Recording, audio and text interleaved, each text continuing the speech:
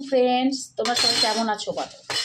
আজকে আর একটা lunch blog নিয়ে চলে এলাম, মিনি ব্লগ নিয়ে চলে এলাম। দেখো আজকে আমার লাঞ্চে কেমন কি হয়েছে দেখো। তো গরম গরম ভাত দেখেছো, ধোয়া উঠছে দেখো, ধোয়া উঠছে। আমি পার্লার থেকে এসেই রান্না করি, তো গরম গরম ভাত করেছি। আজকে বেশি কিছু করিনি বন্ধুরা।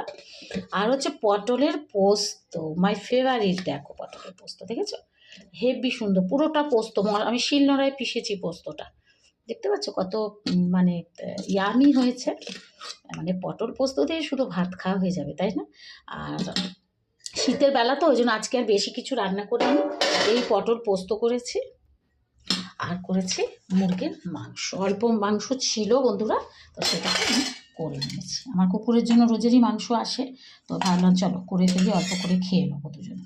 এটাকে আবার আজকে মুরগির মাংস করেছি, মুরগির মাংস আর পটল পোস্ত। তো তোমরা দেখতে থাকো, ঠিক আছে? তোমার দাদার জন্য ভাত। তোমরা সবাই কেমন আছো বন্ধুরা বলো।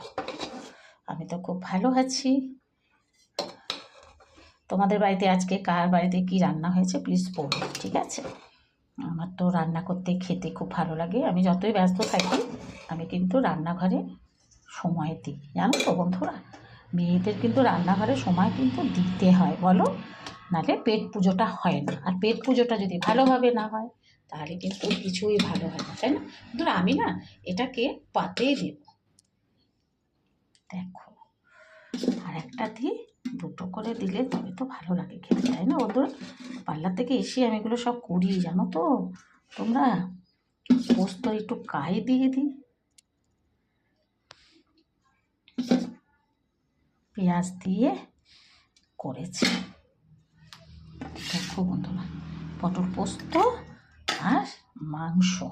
দাঁড়াও, মাংসটা নিয়ে আসি। অল্প করে মাংসটা,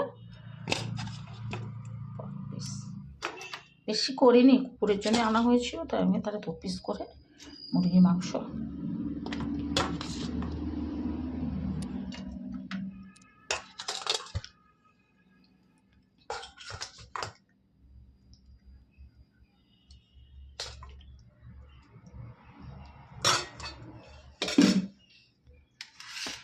বন্ধুরা তাহলে বলো, কার কার ফেভারিট কোনটা?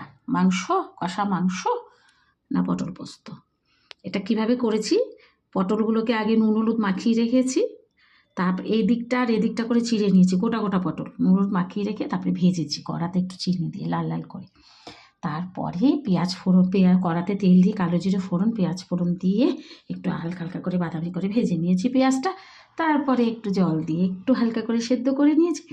তারপরে পোস্ত বাটা নুন হলুদ দিয়ে দিয়েছি, ব্যাস। একটু শুকনো শুকনো করে করেছি, যার জন্য এত সুন্দর হয়েছে। তোমাদের যদি আমার এই মিনি ব্লগটা ভালো লাগে, তাহলে কিন্তু তোমরা লাইক করে দেবে, কমেন্ট করে দেবে এবং মিষ্টি মিষ্টি কথা লিখবে, ঠিক আছে? তাহলে টাটা, আমরা খেয়ে নিই, তোমরাও সবাই খেয়ে নাও। তোমাদের বাড়িতে কার বাড়িতে কী রান্না হয়েছে আজকে প্লিজ বলো, ঠিক আছে?